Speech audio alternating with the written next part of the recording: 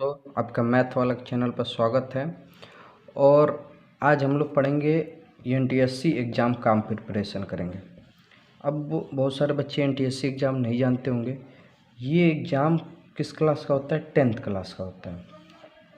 और किस चीज़ का एग्ज़ाम होता है? ये एग्ज़ाम होता है स्कॉलरशिप का, ठीक है ना। स्कॉलरशिप सरकार के द्वारा दिया जाता है। अगर आप एग्ज़ाम ये क्वालिफाई करते हैं तो आपको 11th-12th में 1250 रुपये पर मंथ के हिसाब से आपको स्कॉलरशिप दिया जाता है, ठीक है।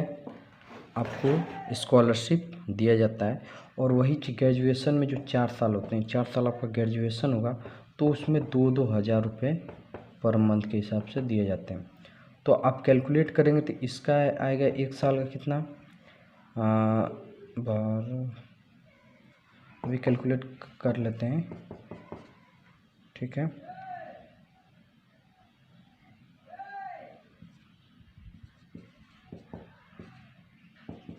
डेढ़ सौ यानी 15,000, 15 30,000 इसका हो गया।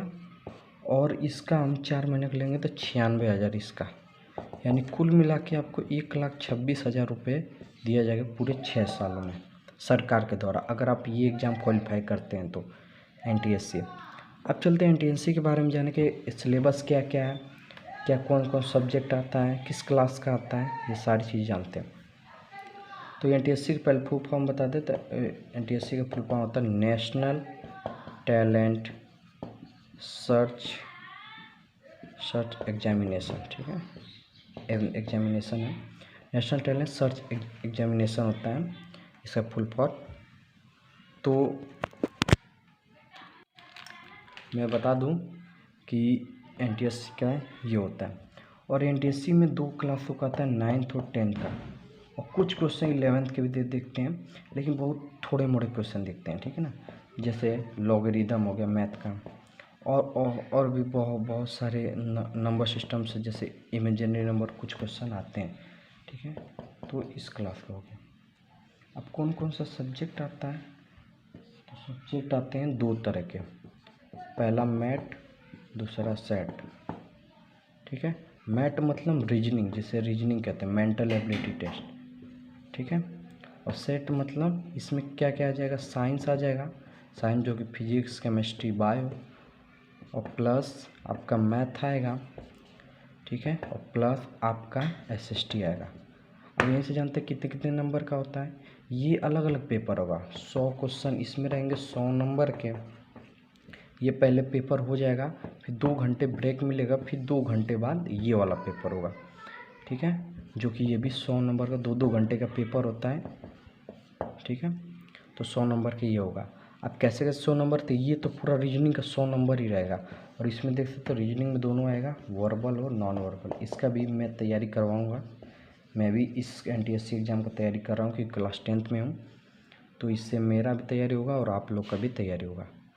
तो सेट में अब देख सकते हो साइंस में 40 क्वेश्चन रहेंगे, 20 क्वेश्चन मैथ का रहेगा, और एसएसटी के भी 40 क्वेश्चन। मैथ का 20 ही क्वेश्चन क्यों? इसलिए क्योंकि हम पहले से इसमें से 100 क्वेश्चन रीजनिंग में आ गया, क्योंकि रीजनिंग थोड़ा सा मैथ की तरह ही होता है, लेकिन हल्का फुल्का अलग होता है, ठीक है। तो ये पूरा हो गया सिलेबस के बारे में, ठीक है। तो 9-10 का दोनों का आता है, कुछ क्वेश्चन 11th के आते हैं, ठीक है। तो अब चलते हैं, आज हम लोग पढ़ेंगे क्लास के ऊपर।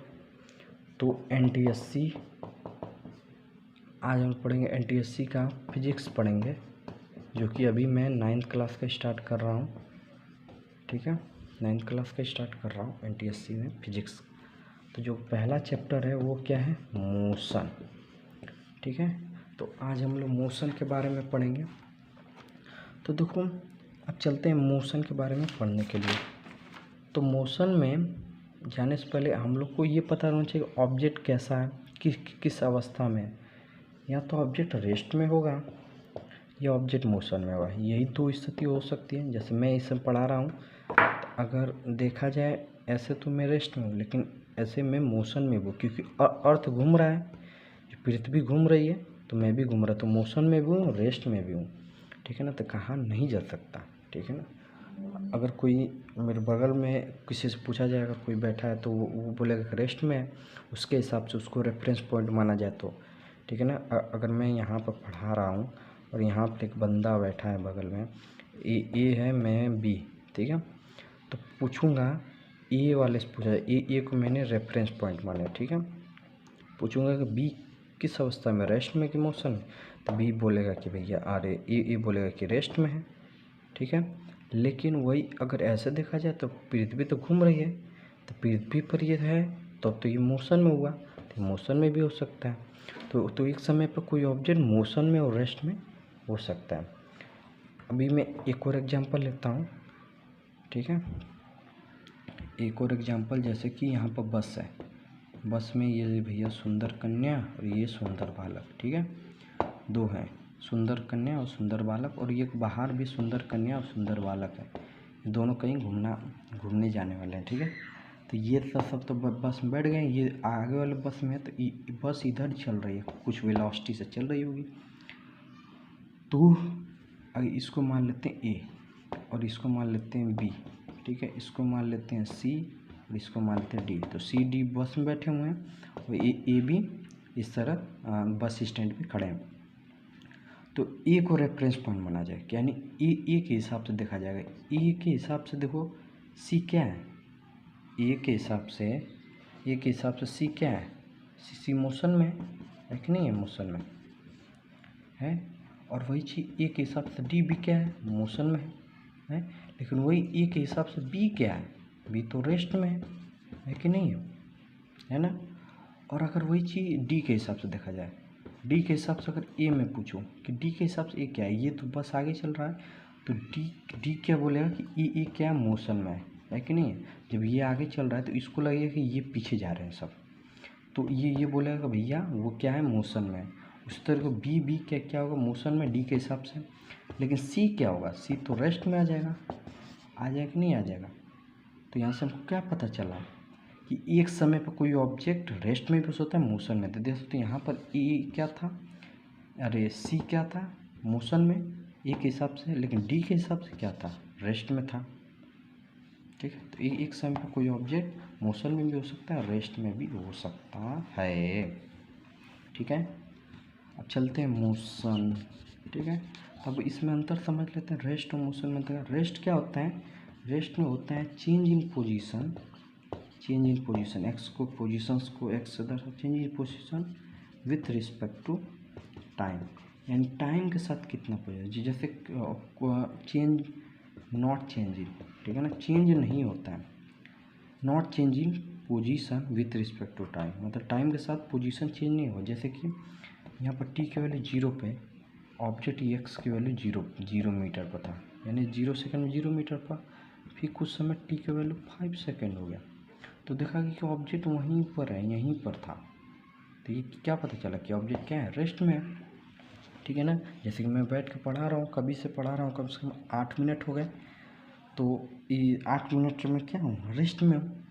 जबकि अगर कोई वही चीज़ मोशन में, तो अगर मान चलो यहाँ पे टी के वैल्यू 0 पे एक्स इक्वल टू कितना 0 मीटर, लेकिन वो ऑब्जेक्ट चल के यहाँ पर आ गया, यानी एक्स इक्वल टू 5 मीटर चल दिया, कितने 5 सेकंड में, ठीक है ना, 5 सेकंड में 5 मीटर चल दिया, तो ये ऑब्जेक्ट क्या है, मोशन में, ठीक है। तो इसमें क्या हो जाएगा, इसमें आप लिख लोगे चेंज इन पोजीशन, एक्स को पोजीशन से दर्शाते हैं विथ रिस्पेक्ट टू टाइम के साथ अगर पोजीशन चेंज हो, जैसे कि नहीं था कि टी इक्वल टू 0 पे एक्स कितना था, 0 था, ठीक है।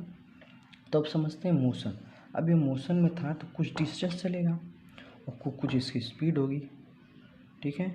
और एक और होता है डिस्टेंस जैसा ही, क्या, डिस्प्लेसमेंट, तो डिस्प्लेसमेंट होगा तो वेलोसिटी भी होगी, ठीक है।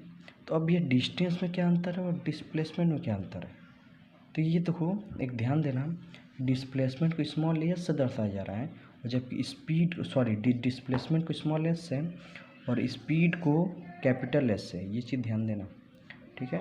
तो इन दोनों में अंतर क्या है, डिस्टेंस डिस्प्लेसमेंट में, तो समझते हैं डिस्टेंस डिस्प्लेसमेंट को, ठीक है ना। ये बड़ा लेक्चर होगा, ये थोड़ा सा बड़ा लेकिन क्योंकि एनटीएससी का है, बहुत इसमें वास्ट सिलेबस भी होता है, बहुत बड़े सिलेबस होते हैं, थोड़ा पढ़ना ज़रूरी है क्योंकि एग्ज़ाम 2-3 महीने में ही होगा। 2-3 महीने नहीं, 2-3 महीने फार्म भराएगा लेकिन उसके बाद एग्ज़ाम होगा। जल्दी से अब चलते हैं। अब देखो इससे पहले से मैं अगर बताऊं डिस्टेंस और डिस्प्लेसमेंट से, तो पहले मैं एक दो चीज़ें क्लियर कर लेता हूँ। तो कोई भी फिजिकल क्वांटिटी दो तरह की होती है, या तो होती है स्केलर या तो होती है वेक्टर। ठीक है, अब स्केलर क्या होता है? स्केलर होता है वो फिजिकल क्वांटिटी जिसमें केवल मैग्नीट्यूड हो, ओनली मैग्नीट्यूड, केवल मैग्नीट्यूड हो। अब इसका ही मतलब हुआ जैसे कि डिस्टेंस, वो इंसान जो पहले चला था ना 5 मीटर क्या चला, तो इसमें केवल दे सकता मैग्नीट्यूड क्या है 5, बस। इसमें डायरेक्शन नहीं दे रहा है कि 5 मीटर ईस्ट की तरफ चला, वेस्ट की तरफ, कुछ नहीं। तो ये डिस्टेंस है, और डिस्टेंस एक स्केलर क्वांटिटी होता है, अभी बताएंगे। तो यहाँ पर 5 मीटर केवल डिस्टेंस है। अब वही चीज़ दूसरा, अब वही फिजिकल क्वांटिटी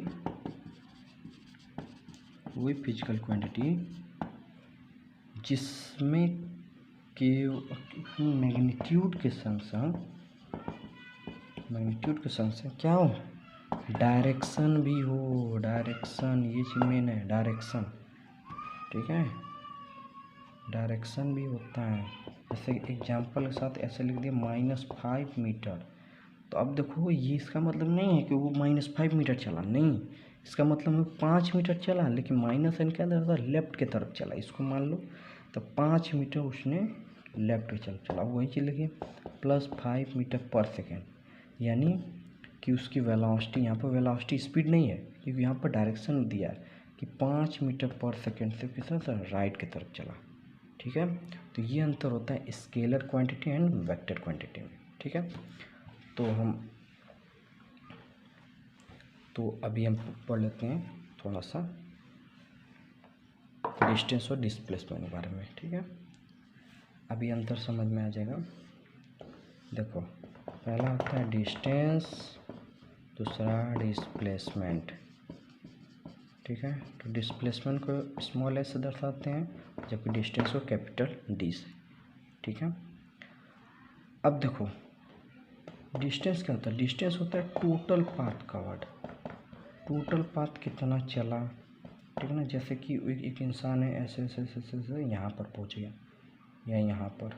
ठीक है, ए से चला, ये भैया रास्ता है, ऐसे चलते तो ये 100 मीटर का था। तो ये देख सकते हो इतना चला, तो 100 मीटर क्या हो गया, उसका डिस्टेंस हो गया। इसका डायरेक्शन नहीं होता है किधर डायरेक्शन में। ठीक है, अब वही चीज़ ये क्या होता है, इसमें होता है आपका शॉर्टेस्ट पाथ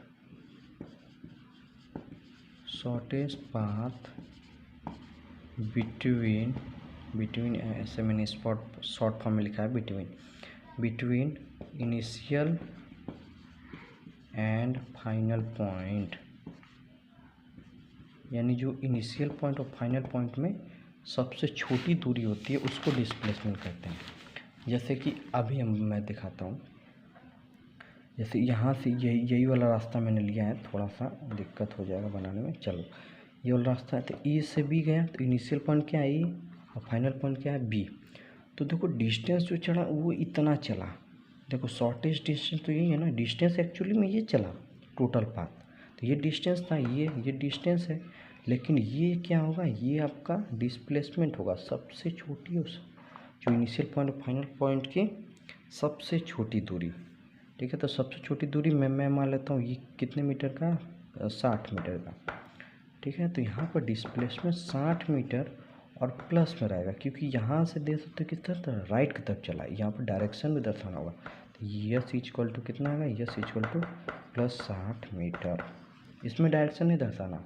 ठीक है, तो यहाँ से हम क्या कह सकते हैं कि डिस्टेंस आपका होता है भैया, डिस्टेंस आपका होता है स्केलर क्वांटिटी, ये स्केलर क्वांटिटी होता है।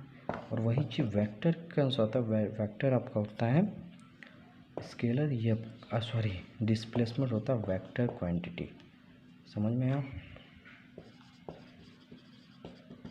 ठीक है, अब चलते हैं। अब चलो, अब देखो स्केलर क्वांटिटी हो गया। हाँ, तो अब देखो डिस्टेंस को किस में दर्शाते हैं, मीटर में। जैसे यहाँ था ना, जैसे चला तो 100 मीटर, तो इसका एसआई यूनिट क्या आएगा, एसआई यूनिट ये आपका इंटरनेशनल यूनिट होता है, जो इसे एसआई यूनिट बोलते हैं। ठीक है, तो इसका भी होता है कितना, मीटर, और इसका भी एसआई यूनिट इसका भी होता है मीटर। ठीक है, तो अब देखो एक मैं इसमें रिलेशन दर्शा दे रहा हूँ, ये एक रिलेशन कि डिस्टेंस या तो डिस्प्लेसमेंट से बड़ा होता है या डिस्टेंस डिस्प्लेसमेंट के बराबर होता है। अब बोलेंगे सर कैसे, जैसे कि यहाँ से था ऐसे पाथ चला ऐसे, और एक पाथ ऐसे है और एक पाथ ऐसे है। ये देखो ए से बी जाने के लिए 3 दोस्त गए, पहला दोस्त इस पर गया, दूसरा दोस्त ये वाला चला, तीसरा दोस्त ये वाला चला। तो ये चला भैया 100 मीटर, ये चला 80 मीटर, ये चला 50 मीटर।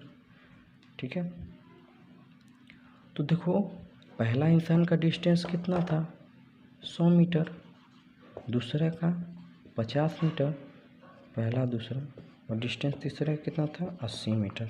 ठीक है, लेकिन डिस्प्लेसमेंट कितना था, डिस्प्लेसमेंट सबका देख सकते हो, यहाँ से ये सब बी पर ही तो पहुँचे, तो सबसे छोटी दूरी यही था, तो सबका प्लस 50 मीटर है, सबका डिस्प्लेसमेंट प्लस 50 मीटर है।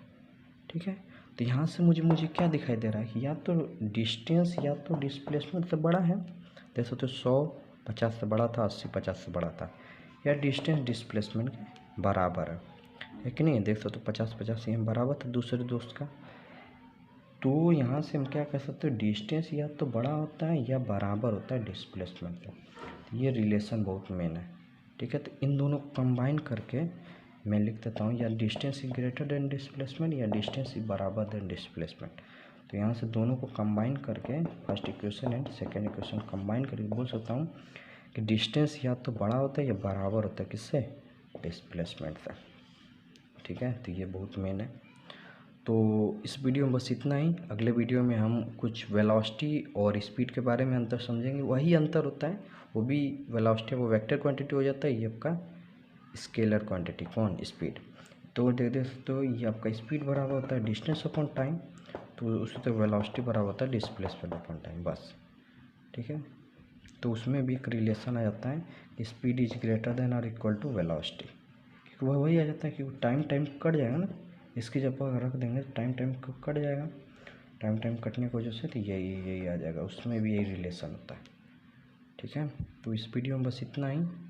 हमारे चैनल को सब्सक्राइब करिए मैथ वाला, और मैं अब एनटीएससी के और भी वीडियो डालूँगा, जैसे रीजनिंग का हो गया, कुछ साइंस के भी वीडियो, साइंस का ही है, फिजिक्स। ठीक है, तो हमारे चैनल को सब्सक्राइब कीजिए, बहुत बहुत धन्यवाद। और देखूँगा कि नवोदय विद्यालय और सैनिक का भी और सीएचएस का भी वीडियो डालूँगा। ठीक है ना, लेकिन उनका सिलेबस और एनटीएससी का सिलेबस अलग अलग होता है, इसीलिए एनटीएससी के अलग से मैं वीडियो बनाऊँगा, और लेकिन सैनिक और सीएचएस और नवोदय का तीनों सेम होता है सिलेबस लगभग, तो उनके लिए एक ही वीडियो बनेगी, मतलब एक टॉपिक के लिए एक वीडियो। ठीक है, तो इस चैनल को सब्सक्राइब कीजिए, बहुत बहुत धन्यवाद वीडियो देखने के लिए। हंसते रहिए, मुस्कुराते रहिए, मस्त रहिए, व्यस्त रहिए, और ज़िंदगी में से आगे बढ़